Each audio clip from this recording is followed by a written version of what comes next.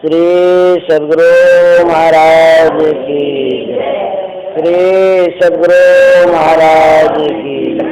श्री सद्गुरु महाराज। नमामि अमित ज्ञान रूपम कृपालम अगम बोधदाता सुबुद्धि विशालम क्षमाशील अति धीर गंभीर ज्ञानम धर्म की दृढ़ धीर समधीर ध्यानम जगत त्राणकारी अघारी उदारम भगत प्राण रूपम दया गुण्य पारम नमो सदे गुरु ज्ञान दाता सुस्वामी नमामि नमामि नमामि नमः। श्री सद्गुरु महाराज की। अव्यक्त रूप में परमाराध्य सद्गुरु महाराज, उपस्थित सत्संग प्रेमी महान भाव माता एवं बहनों, हमारे गुरुदेव जब शरीर छोड़े थे उसके एक दिन पहले रविवार था, साप्ताहिक सत्संग हुआ था, उनका प्रवचन भी हुआ था, बहुत देर तक प्रवचन किए थे। उन प्रवचनों में एक वाक्य उन्होंने कहा था, धीरज धरे तो कारज करे। जो धीरज रखते हैं अर्थात हड़बड़ नहीं करते हैं, स्थिरता जिनमें है, कहते हैं उनका कार्य होता है।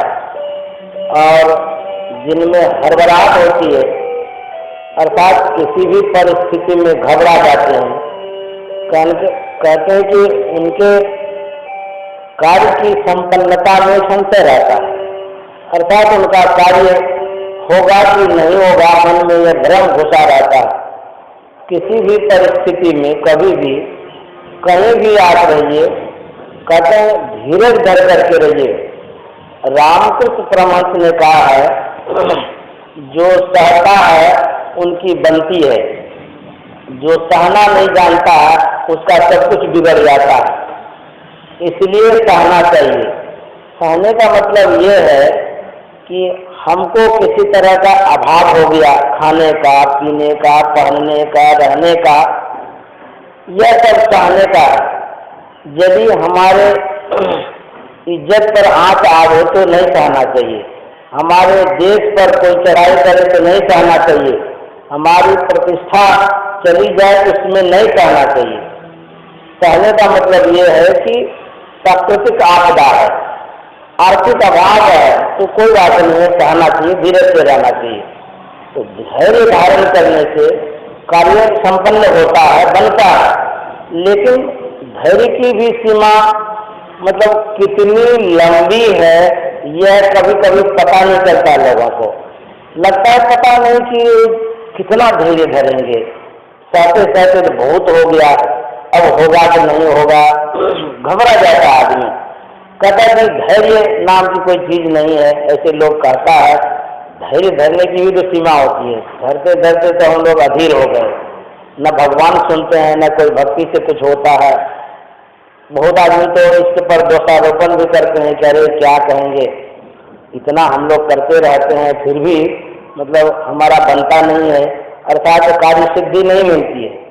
लेकिन संत महात्मा और शास्त्र कहता है वेट तो करिए, थोड़ा थोड़ा सहिए, आखिर करिएगा क्या, नहीं सहिएगा तो अधीर होकर के कहाँ जाइएगा। कहते हैं धैर्य धारण करने से जरूर सफलता मिलती है, ऐसा इतिहास बताता है। हम लोग रामायण की कहानी सुने होंगे, जब माता सीता का हरण हो चुका था, रावण हरण करके ले गया लंका। लंका में अशोक वाटिका के नीचे उसको रखा गया। कहेंगे कि सीता को अशोक वाटिका में क्यों रखा, अपने घर में क्यों नहीं ले गया? इसलिए सीता को नहीं ले गया कि रावण में वैसी क्षमता नहीं थी कि सीता का स्पर्श भी कर सके। रावण में उतनी शक्ति नहीं थी। रावण को श्राप था कि यदि किसी भी स्त्री के मन के प्रतिकूल तुम कुछ करोगे तो भस्म हो जाओगे। ये श्राप था, इसीलिए डर के मारे वो कुछ करता नहीं था, नहीं तो सीता को लेके चला जाता अंतःपुर में। सीता को अशोक वाटिका में छोड़ दिया। डराता जरूर था, धमकाता जरूर था, मनाता था, लेकिन सीता माता तो कभी नहीं मानी। हुआ क्या, जब उसको डराने लगा, धमकाने लगा, तो माँ सीता अधीर हो गई, घबरा गई, सोचने लगी कि कहीं हम इस रावण के चंगुल से छूट सकते हैं। कैसे छूटेंगे? हमको हरण करके लाया, किसी ने तो देखा नहीं, जो कि भगवान को कोई बता दे। कोई देखेगा तब तो बताएगा। जिस समय अपहरण कर रहा था उस समय तो कोई नहीं था वहां पर, हम तो अकेले थे, रावण चुपचाप लेकर के आया, भगवान को पता भी नहीं चलेगा तो हमको कैसे छुड़ाने के लिए आएगा। मान लिया जाए भगवान श्री राम को किसी तरह पता भी चल जाए तो राक्षस रावण इतना दुर्दांत है कि आदमी को ही खाता है। मान लो यहाँ आ भी जाएगा तो उसको तो खा ही जाएगा, आहार बना लेगा। इससे भी हम नहीं छूट सकते हैं। और सोचती थी कि मान लिया जाए आदमी आ भी जाए तो आगे कैसे 400 योजन समुद्र लांघना है, कोई खेल है? 100 योजन नहीं है, 400 योजन लंबा है, न था है न पता है कहाँ है, कितना दूर है पता नहीं है। इतना तो आदमी लांघ ही नहीं सकता है। उसके बाद सीता के मन में हुआ कि यदि भगवान राम खोजते भी तो अभी तक तो खोज लिए रहते, कितना दिन तो हो गया। अंततः सीता घबरा गई। वहां पर एक त्रिजटा नाम की राक्षसनी थी। देखिए कितना बड़ा राक्षस हो, कितना बड़ा अत्याचारी क्यों न हो, सबके अंदर में 3 गुण रहता है, रजोगुण रहता है, सत्वगुण रहता है, तमोगुण रहता है। चाहे कितना भी अत्याचारी हो, डकैत हो, महाडकैत हो, उनके अंदर में भी सात्विकता है। लेकिन डकैत के अंदर में सात्विकता जो है वो गुण है, तमस्ता का प्रधान है, तमोगुण का प्रधान है, उनके अंदर में विशेषता है। रावण था तो बड़ा अत्याचारी, लेकिन उनके अंदर में सात्विकता थी, छिपी हुई थी। उनके जेरे में जो राक्षसनी थी, उनके जेरे में वो जो त्रिजटा थी, उनके अंदर में सात्विकता थी। वो सीता माता को सहयोग करती रहती थी, हर वक्त धीरज लगाती थी कि अरे तुम क्यों घबराती है, अरे तुम्हारे पति तो परमात्मा है, भगवान है, जरूर वो आएंगे और तुमको छुड़ा करके ले जाएंगे। लेकिन सीता तब भी घबरा जाती थी कि कहाँ से आ सकेंगे, ये ढाढ़स बंधाती है। अंततः हुआ क्या, बहुत अधीर हो गई तो वो कहती है कि आग ला दीजिए, हम भस्म हो जाएंगे जल करके। लेकिन फिर भी उसको त्रिजटा कहती कि नहीं तुम इस तरह से मत करो, जरूर वो राम आएंगे, हमको विश्वास है, तुम क्यों घबराती हो। राम से कहीं कोई चीज छिपा है, सब जानते हैं, उनकी लीला है, वो कह रहे थे। घबरा रही थी सीता। देखिए जो धीरज से रहता है, कहते भगवान उनको जरूर सहयोग करते हैं, परीक्षा तो जरूर लेते हैं। और परीक्षा जानते किसका नाम है? परीक्षा का नाम है, कठिनाई को ही परीक्षा कहते हैं। यदि कठिनाई नहीं हो तो उसको परीक्षा नहीं कह सकते। कठिनता को परीक्षा कहते हैं, और जहाँ कठिनता नहीं है वो परीक्षा नहीं है, और जहाँ परीक्षा नहीं है वहाँ किसी को मार्क नहीं मिल सकता, नंबर नहीं मिल सकता, कोई डिग्री नहीं मिल सकती है, कोई फल नहीं मिल सकता। जहाँ परीक्षा नहीं है वहाँ कोई फल नहीं है, जहाँ कठिनाई नहीं है वहाँ कोई परीक्षा नहीं है। तो जहाँ कठिनाई है वही परीक्षा है, जहाँ परीक्षा है वही फल है, और वही फल तो सब कोई चाहते हैं। तो कठिनाई को जो झेलता है, परिस्थिति से जो जूझता है, एक न एक दिन उसको सफलता मिलती है, तो मीठा फल खाने को मिलता है, बहुत अच्छा लगता है। इसीलिए कहते हैं धीरज धर के रहना चाहिए। सीता धीरज धर के रही, रह तो रही थी, घबरा भी जाती थी। इंसान है, घबरा भी जाएगा। बहुत आदमी के पास परिस्थितियां जब आती है तो घबरा जाता है, अब क्या होगा, कैसे होगा। हनुमान जी आते हैं और हनुमान जी सामने में प्रत्यक्ष हो जाते हैं। हनुमान जी सब संवाद सुनाते हैं कि ऐसे भगवान श्री राम आएंगे, आपको लेकर के जाएंगे, बहुत बात बताते हैं। तो थोड़ा सा उनको जो है ना सांत्वना मिलती है, थोड़ा सा अच्छा लगता है कि नहीं कहा तो रहे हैं, ठीक है। जब हनुमान जी चले गए तब क्या हुआ, हनुमान जी चले गए, हो गई देर मतलब 1-2 दिन नहीं, कई 1 दिन। अरे आएंगे कैसे जल्दी, समुद्र लांघना है, उसकी योजना बनेगी, व्यवस्था होगा तब तो आएंगे। तो लंबे समय में चले गए। सीता फिर घबरा गई, फिर सोचने लगी कि ऐसे ही आए थे, ढाढ़स दे करके गए थे, ऐसा होता है कि कोई आएंगे हमको चुराने के लिए। और जानते हैं कि बीच में रावण क्या करता है, रावण तो मायावी था ना, भगवान श्री राम का मुंडी काट करके ले आता है उनके सामने, कहता है देखो तुम्हारे पति देव है ना, इसको हम खत्म कर दिए। तब सीता को विश्वास हो गया, अब तो चले गए, खत्म हो गए। लेकिन फिर भी ढाढ़स बंधाया जा रहा है उनको। त्रिजटा बोलती है तुम घबराओ नहीं, ये मायावी है, ऐसे ही छल प्रपंच कर रहा है। जब हम लोग घबरा जाते हैं तो संत महात्मा आते हैं हम लोगों को समझाने के लिए। जब संत महात्मा समझाते हैं तो थोड़ा सा धीरज तो आता है, और जब वो चले जाते हैं तो फिर घबरा जाते हैं। तो कहते हैं ये परिस्थिति सबके साथ आती है। तो बीच बीच में जब सत्संग करते रहते हैं तो मन को एक सांत्वना मिलती है, संतोष होता है, घबराहट कम होती है। कहते हैं उसी तरह से बीच बीच में सत्संग करते रहिए, और ऐसे करते रहिएगा कि एक दिन क्या होगा, भवसागर से पार हो जाएंगे। जैसे सीता को छुड़ा करके भगवान श्री राम ले गए ना, कहते हैं उसी तरह से हम लोगों को गुरु महाराज शांति के शहर में ले जाएंगे। इसीलिए धीरज से रहिए, घबराइए नहीं। परिस्थितियां ऐसे ही आती रहती है, समय परिवर्तनशील है, शरीर और समय बदलते रहता है। व्यक्ति सोच नहीं पाता है इस जीवन में कैसा क्या होगा, कोई भी नहीं सोच सकता है, क्योंकि वो जानता ही नहीं कि क्या होगा जीवन में, कल क्या होगा कोई नहीं जानता है। इस जीवन में क्या होगा कोई नहीं जानता है। आज हम जिस स्तर में हैं, कल हम किस स्तर में रहेंगे ये किसी को पता नहीं, कौन जानता है। एक साधारण परिवार का लड़का था, अब्दुल कलाम, राष्ट्रपति बन गए। बेचारा वो सोच भी नहीं सकता था कि हम राष्ट्रपति बनेंगे। परिस्थिति देखिए क्या करता है, परिवर्तन होता है, बदलाव आता है। जो गरीब है वो जरूर अमीर बनेंगे एक दिन।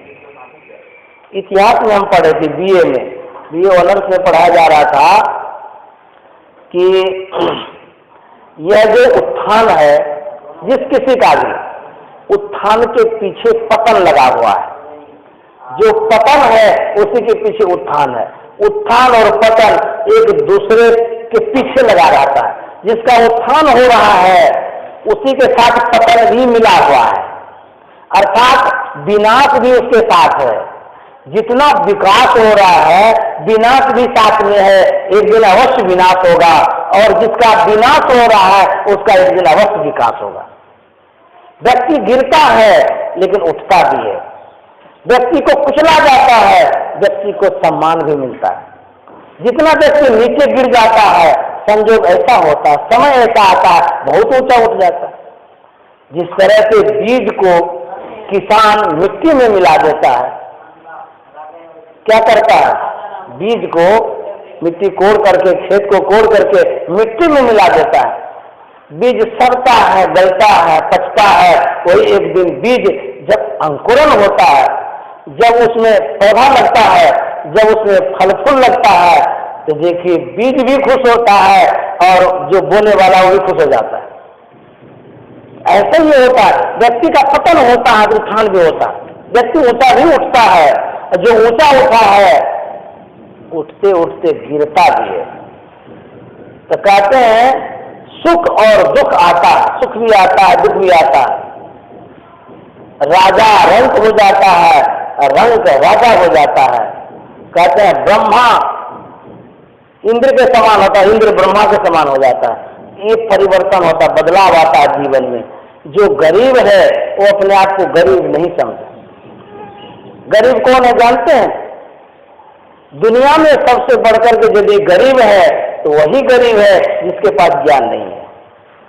जिसके पास ज्ञान है वो सबसे अमीर है। धन से गरीब नहीं होता है, विचार और ज्ञान से गरीब होता है। गरीब का मतलब होता है अज्ञानता। गरीब का मतलब अर्थ की दृष्टि से हम गरीब नहीं मानते।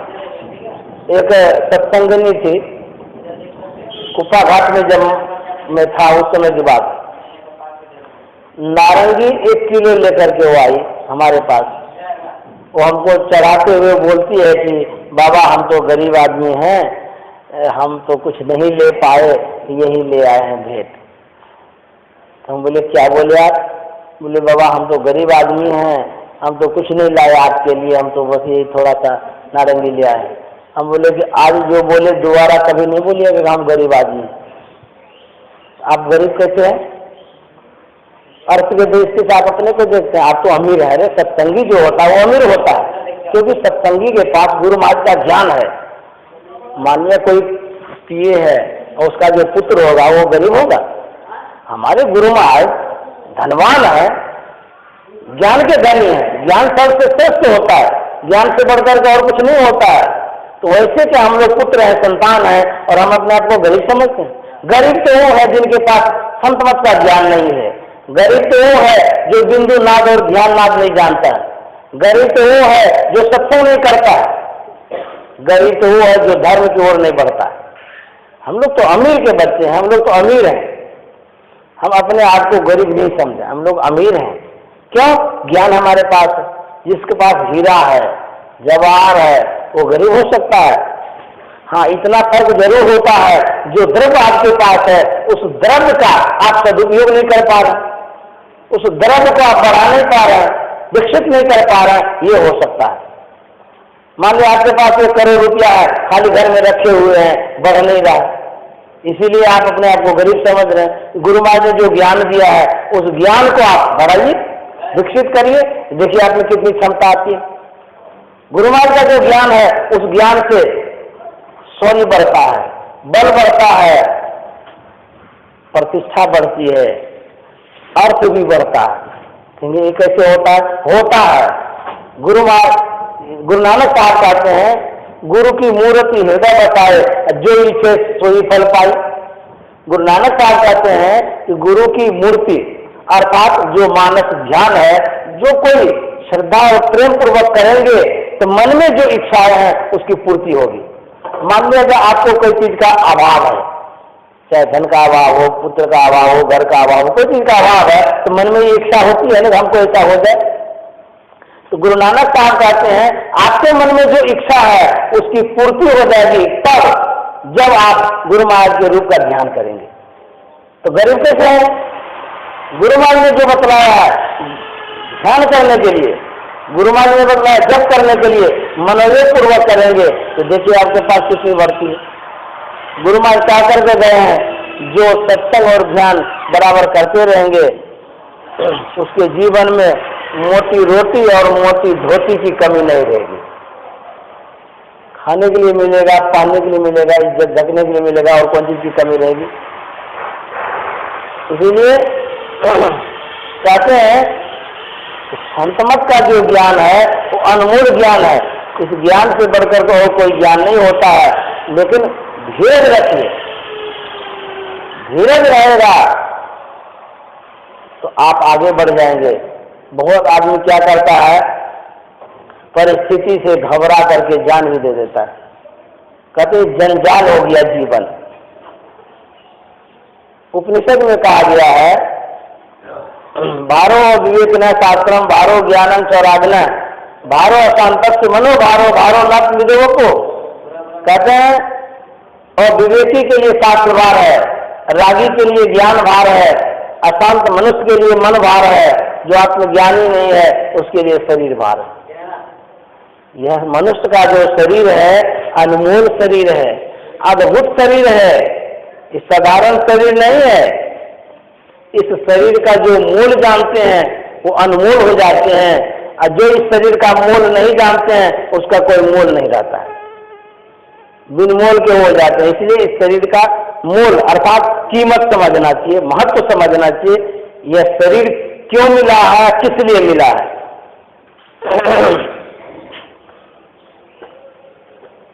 एक महात्मा था, वो कहीं जा रहा था, जाते जाते जाते किसी गांव में चला गया। उस गांव का जो एक राजा था, राजा के राज्य का नियम था, जो कोई इस राज्य के मंत्री बनेंगे उसको 5 वर्ष का अधिकार दिया जाएगा, स्वतंत्र रूप से वो सब कार्य करेंगे, और 5 साल के बाद उसको उस जंगल में दे दिया जाएगा जहाँ हिंसक प्राणी रहते हैं, और उसको खा पी करके समाप्त कर दिया जाएगा। यही एक उसका नियम था। तो उस राज्य का जो मंत्री था उसका समय पूरा हो गया था, कार्यकाल समाप्त हो गया था, और उसको जंगल में भेज दिया गया। राजा का नियम था कि 5 वर्ष के बाद मंत्री का चुनाव करेंगे। चुनाव का नियम यही था कि प्रातःकाल उठेंगे, ब्रह्म मुहूर्त में जो मिलेगा, जो कोई व्यक्ति मिलेगा, उस व्यक्ति को मंत्री पद का अधिकारी समझा जाएगा, उसको 5 साल के लिए वह पद दिया जाएगा और कार्यभार उसको सौंपा जाएगा। तो राजा साहब मंत्री की खोज में निकला भोरे। जानते हैं ब्रह्म मुहूर्त में सब कोई नहीं उठते हैं, सब कोई उठते हैं देर से। जो देर से उठते हैं उसके लिए जो विकास है, जो आप सफलता चाहते हैं, दूर हो जाता है। जो सवेरे उठता है उसकी सफलता उसके चरणों पर आ जाती है। कहेंगे कैसे? जैसे सवेरे सवेरे भगवान सूर्य आते हैं, भगवान सूर्य बोलते हैं ना, सूर्य भगवान को, जो सूर्य है उसको भगवान बोलते हैं। तो भगवान के पास शक्ति होती है, सवेरे सवेरे भगवान आते हैं, कुछ देने के लिए आते हैं। क्या देने के लिए आते हैं? सूर्य भगवान आते हैं शौर्य देने के लिए, शक्ति देने के लिए, धन देने के लिए आते हैं, ऊर्जा देने के लिए आते हैं, स्वास्थ्य देने के लिए आते हैं। जो कोई उठेंगे उसी को न देंगे, और जो सोया रहेगा उसको कैसे देंगे? मान लिया कोई भीख मांगने वाला हो और कहीं सोया हुआ हो तो कैसे उसको भीख देगा? भीख तो उस व्यक्ति को देगा जो सचेत है, बैठा हुआ है, लगता है कि ये कोई याचक है, चाहता है कुछ, तब न देगा। और जो सोया रहेगा उसको कैसे मिलेगा?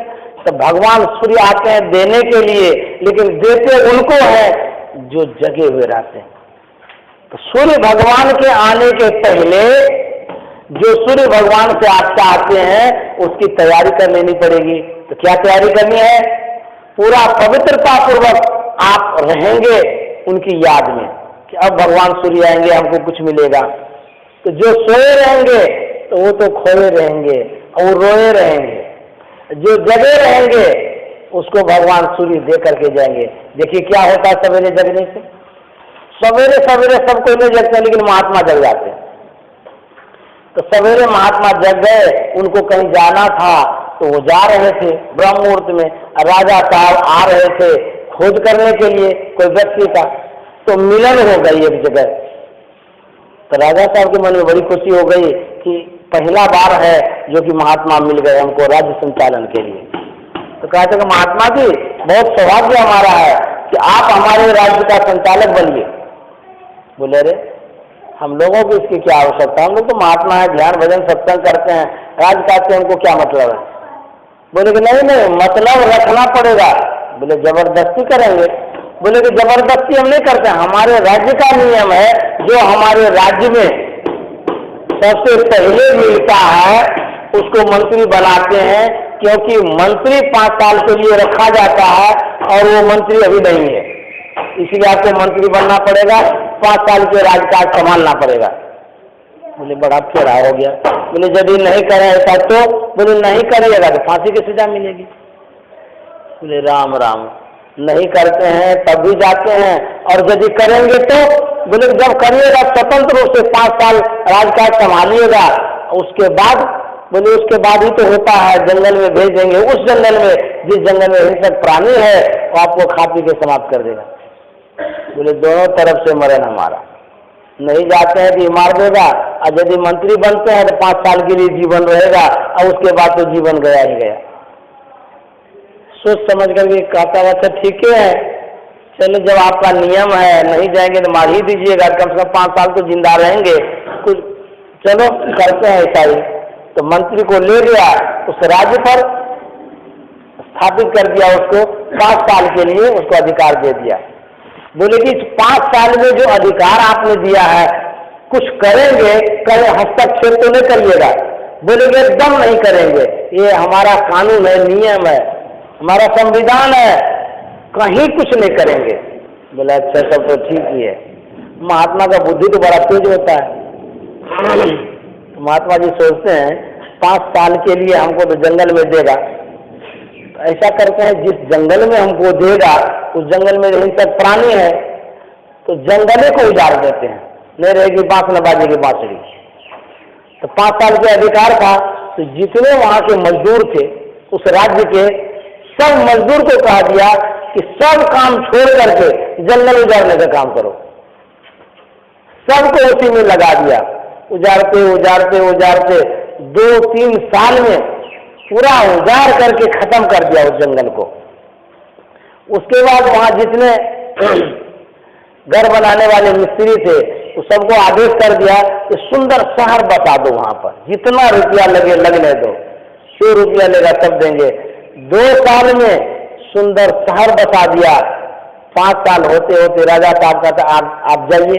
बोले ठीक है हम जा रहे हैं, यहाँ भी शहर है और जहाँ हमको भेज रहे वहाँ भी हम शहर बना दिए हैं, यहाँ भी मंगल वहाँ भी मंगल, दोनों जगह मंगल ही मंगल हो गया।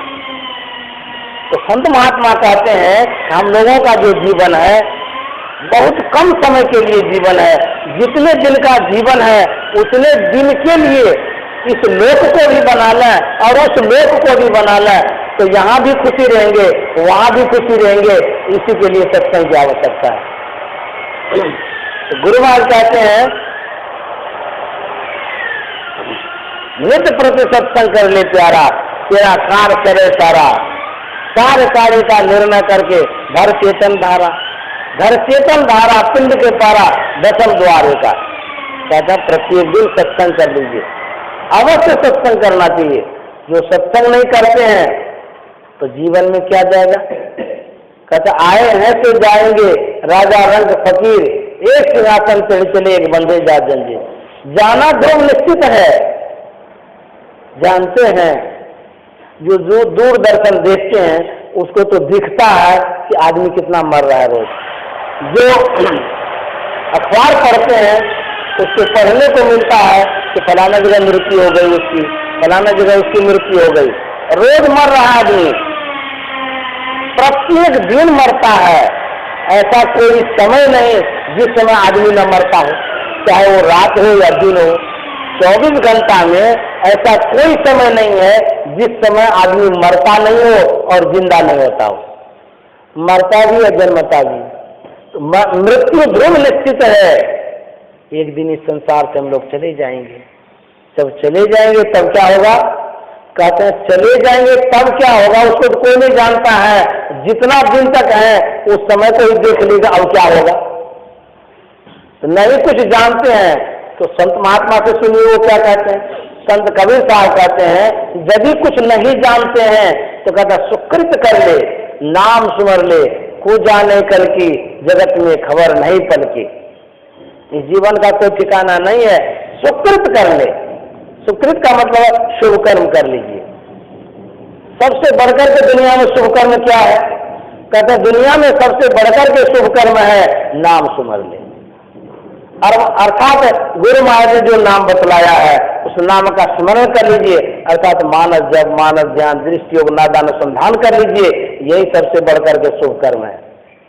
को जाने कल की, जगत में खबर नहीं पल की। कल का कोई ठिकाना है, कल क्या होगा।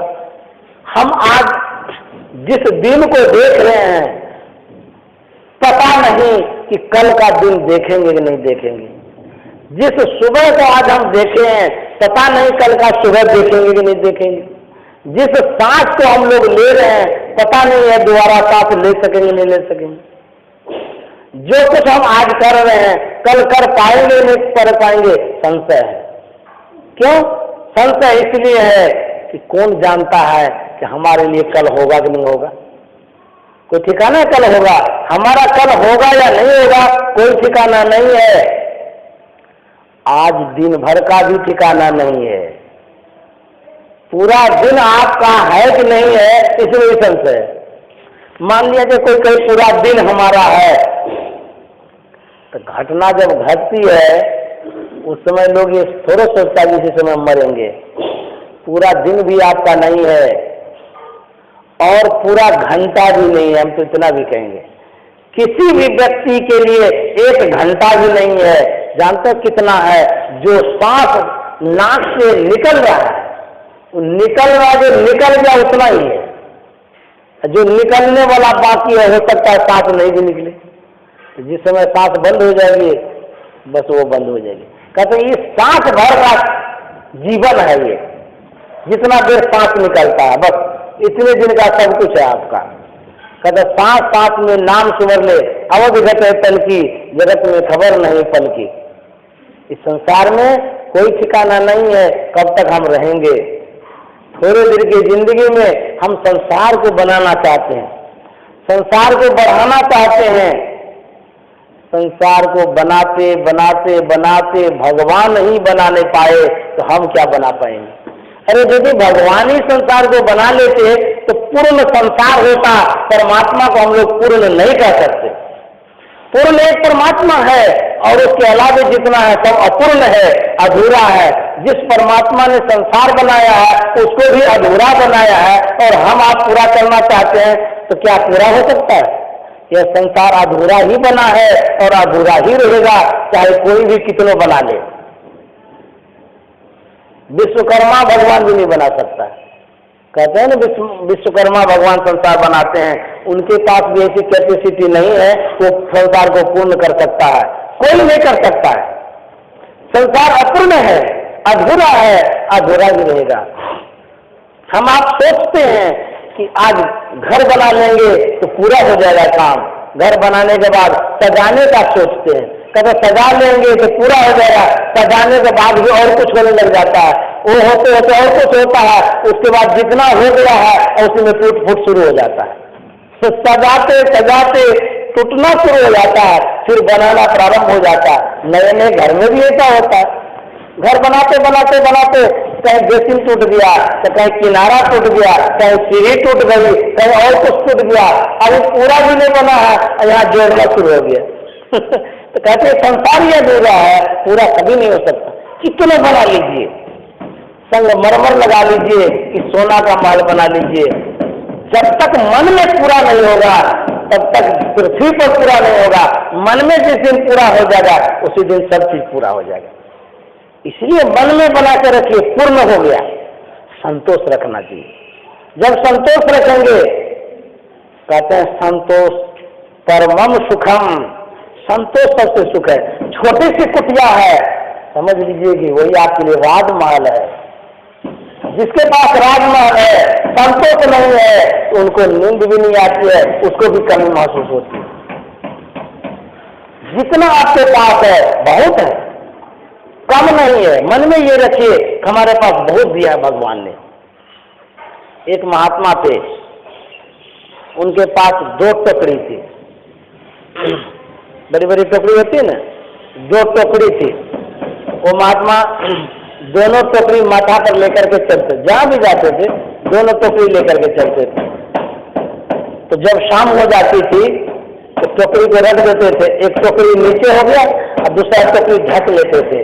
तो उसका वही घर था, उतना ही घर था उसका, बस नीचे एक टोकरी एक टोकरी ऊपर में, उसी में अपना ध्यान करते थे। अपना खा लिए उसी में, सो लिए उसी में, रह लिए, उसके बाद टोकरी को लेके चलते थे। उसकी वही घर था उनका। व्यक्ति सोचता है, कितना सोचता है बनाने के लिए, कितना सोचता है। अरे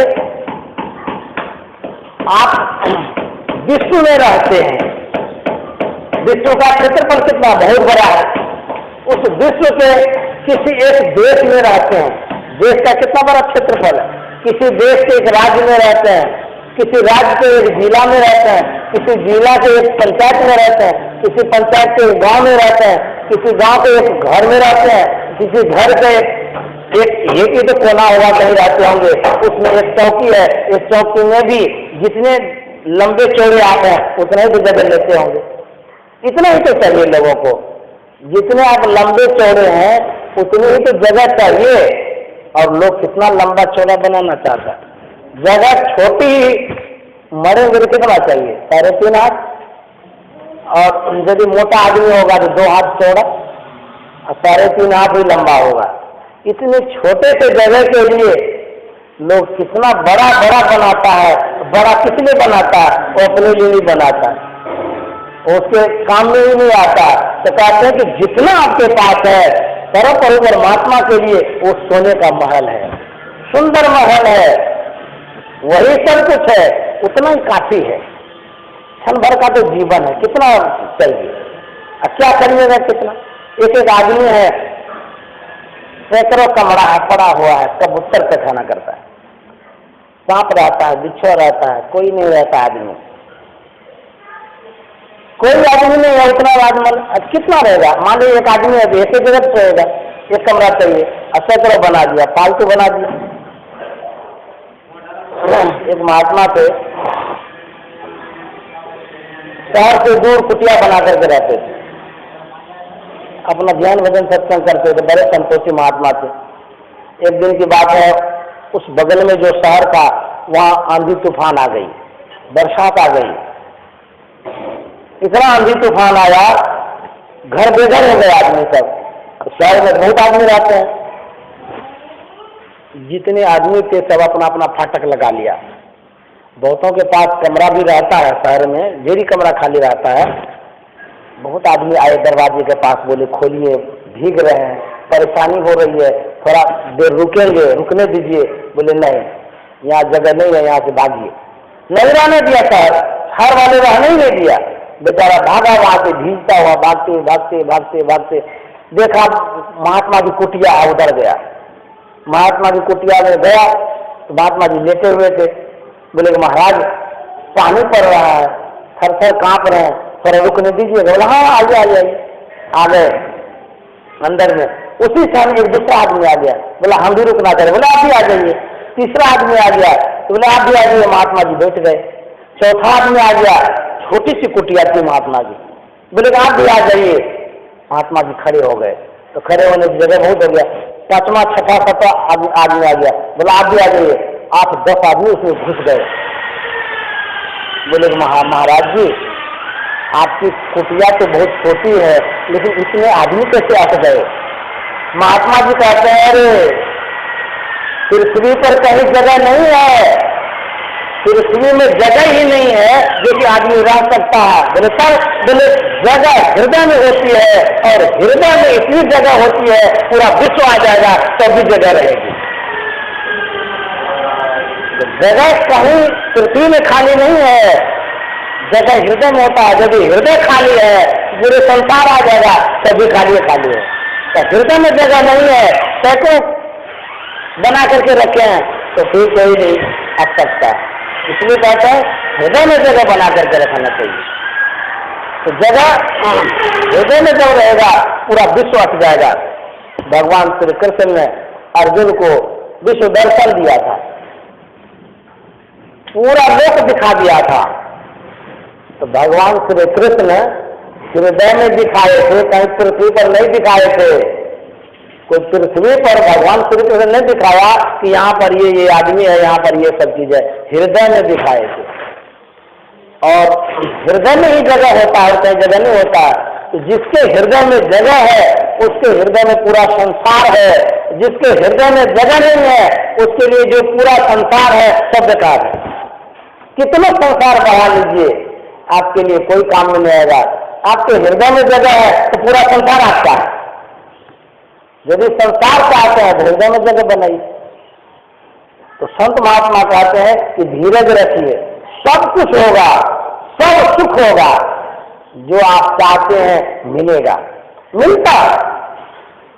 हम कहते हैं एक पेड़ लगाते हैं आम का, आप कहिएगा कल ही फल जाए, ऐसा कहीं होता है? और ये कहिएगा खाली रोक दिए उसी से फल जाए, ये भी नहीं होता। उसमें मेहनत करना पड़ता है। किसी भी चीज को पाने के लिए बहुत परिश्रम करना पड़ता है, बहुत मेहनत करना पड़ता है। छोटा सा पौधा है, बकरी से बचाना पड़ता है, किसी का हाथ न लग जाए उससे बचाना पड़ता है, किसी तरह का कोई तोड़ मरोड़ न दे उससे बचाना पड़ता है, बहुत मेहनत करना पड़ता है। जब बहुत मेहनत करते हैं, जब फल लगता है तो मेहनत का जो कष्ट है वो दूर हो जाता है, महसूस नहीं होता है कि इतना कष्ट भी हुआ होगा, भूल जाता है क्यों, उसको फल मिल गया। उसी तरह से मेहनत करिए, अर्थात गुरु महाराज जो बतलाते हैं सत्संग करिए, ध्यान करिए और अपना जो निज कार्य है उसको करते रहिए। और गुरु महाराज का काम है हम आपका कल्याण करना, हम आपका सहयोग करना, वो सहयोग करेंगे। उनके बातों पर चलते रहिए। उन्होंने कहा है सत्संग नित और ध्यान नित रहिए, कर संलग्न हो, जीवन बिताओ स्वावलंबी भरम भारे फोरी कर, संतों की आज्ञा है में ही मात दर्शन चोरी कर। गुरु महाराज के छत्र छाया में चले रहिए। बहुत आदमी धीरे धीरे छोड़ देते हैं आना, आश्रम में आना चाहिए। यहाँ पर सप्ताह में कम से कम सत्संग होता है।